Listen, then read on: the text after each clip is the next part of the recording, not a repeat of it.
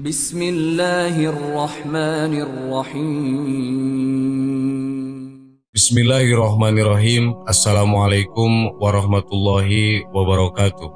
Sahabat yang beriman, ruh merupakan daya atau pancaran zat kehidupan yang menggerakkan suatu makhluk ciptaannya menjadi hidup.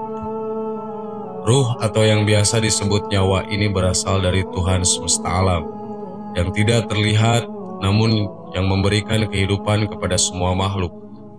Seluruh unsur jati diri manusia tersebut pada akhirnya bakal kembali kepada Tuhannya. Kitab suci Al-Quran telah menyebutkan adanya dimensi selain materi pada manusia yang disebut dengan ruh ini. Ruh adalah bagian dari tubuh kita yang tidak dapat dihindari keberadaannya.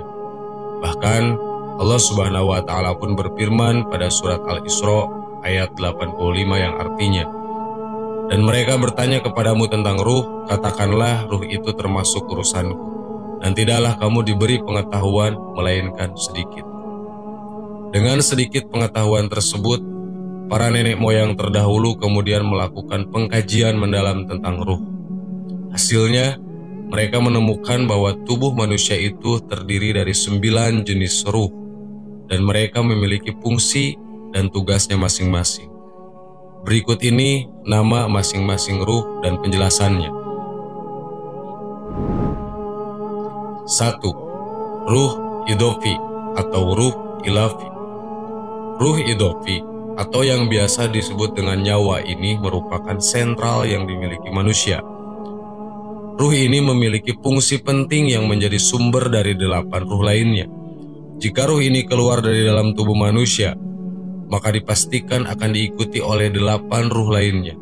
Jika 8 ruh lain yang keluar, maka manusia masih bisa hidup meski akan mengalami ketidaksempurnaan.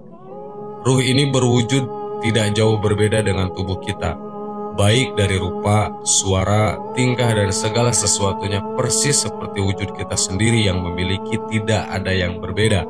Sifat inilah yang membedakan ruh Idhofi berbeda dengan ruh lainnya. 2. Ruh Rabbani. Ruh Rabbani tidak memiliki hawa nafsu. Ia tinggal di nur berwarna kuning diam dan tidak bergerak. Ruh ini sering dipergunakan para kaum supranaturalis sebagai titik acuan dalam semedi atau bertapa untuk mencapai ketenangan dan penyatuan dengan alam. 3. Ruh Ruhani. Ruh ini sebagai pengendali hawa nafsu manusia dan memiliki 2 sisi kehendak yang berbeda. Ruh ruhani membuat kita sering merasakan kadang menyukai sesuatu hal dan kadang membenci hal tersebut. Ruh ini pun memiliki pengaruh akan perbuatan baik dan buruk. Ruh ini pun menempati 4 jenis nafsu, yaitu 1 nafsu lawamah, 2 nafsu amarah, 3 nafsu sufiyah, dan 4 nafsu mulamah atau mutmainnah. Jika ruh ini keluar dari tubuh, maka manusia tidak akan memiliki nafsu lagi. Ruh ini memiliki sifat mengikuti penglihatan. Apa yang kita pandang, apa yang kita lihat, disitulah ruh ruhani berada. Setelah melihat atau menjumpai, ruh ini tidak akan menjumpai terlebih dahulu melihat macam-macam nur cahaya seperti kunang-kunang. Setelah cahaya tersebut hilang, barulah kita dapat menjumpai ruh ini. 4. Ruh Nurani. Ruh ini membawa sifat terang dan membawa manusia pada suatu petunjuk yang menuntut dan keterangan dalam hati atau pikiran. Jika ruh ini meninggalkan tubuh, maka manusia akan merasakan gelapnya hati dan pikiran.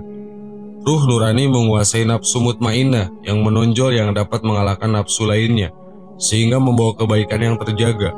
Hati terasa tenteram, perilaku baik dan terpuji. Air muka pun akan terlihat bersinar, bercahaya, tidak banyak berbicara, tidak ragu dalam mengambil keputusan, serta tidak mengeluh jika ditimpa kesusahan atau musibah. Bagi yang bisa menguasai ruh ini, semua perkara suka duka akan dipandang sama rata. 5. Ruh Kudus. Ruh ini disebut dengan ruh suci yang membawa sifat welas kasih kepada semua makhluk. Dengan ruh ini, manusia tidak segan memberi pertolongan dan berbuat kebajikan serta mempengaruhi perbuatan amal ibadah sesuai agama dan kepercayaan yang dianut. 6. Ruh Rahmani. Ruh ini memiliki makna pemurah dan memiliki sifat pemurah, suka memberi dan bersifat sosialitas. 7. Ruh Jasmani. Pemahaman sifat kerja ruh ini sering diterapkan dalam ilmu pengobatan, dikarenakan ruh inilah yang mengatur seluruh sistem peredaran darah urat syaraf pada manusia. Karena ruh inilah kita memiliki rasa sakit, capek, segar. Ruh ini pun memiliki nafsu amarah dan nafsu hewani. Nafsu inilah yang membuat kita malas, menyukai hubungan badan, serakah, dan ingin dimengerti sendiri. Salah satu tantangan seseorang mempelajari ilmu kebatinan untuk mencapai taraf supranatural yang paling utama adalah menundukkan sifat ruh jasmani ini dalam tubuh. Karena tanpa terlebih dahulu menundukkan sifat ruh ini, maka tidak akan mampu menguasai ilmu kebatinan tingkat tinggi yang selalu terhalang oleh rasa sakit, malas, dan sebagainya. 8. Ruh Nabati. Ruh ini yang mengendalikan perkembangan pertumbuhan pada tubuh. 9. Ruh Rewani. Ruh inilah yang menjaga tubuh kita. Bila ruh ini keluar dari tubuh, maka kita akan tertidur. Dan apabila ruh ini kembali dari tubuh, maka kita akan kembali terbangun. Jika seseorang tertidur bermimpi dengan arwah seseorang, maka ruh rewani dari orang yang bermimpilah yang menjumpainya. Jadi mimpi tersebut adalah hasil kerja ruh rewani yang mengendalikan otak manusia. Pergi dan keluarnya ruh rewani pun diatur oleh ruh idofi. Begitupun dengan ruh yang lain yang masih tetap dalam kekuasaan ruh idofi. Sahabat yang beriman, demikian sedikit pengetahuan tentang ruh yang bisa menjadi pengetahuan baru bagi kita semua.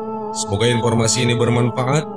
Wallahu a'lam. Wassalamualaikum warahmatullahi wabarakatuh.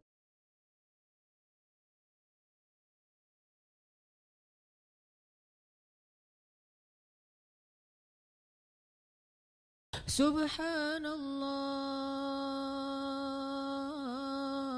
walhamdulillah wala ilaha illallah wallahu akbar. Subhanallah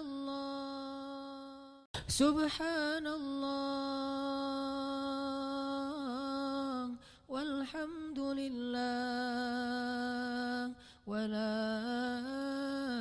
ilaha illallah wallahu akbar. Subhanallah.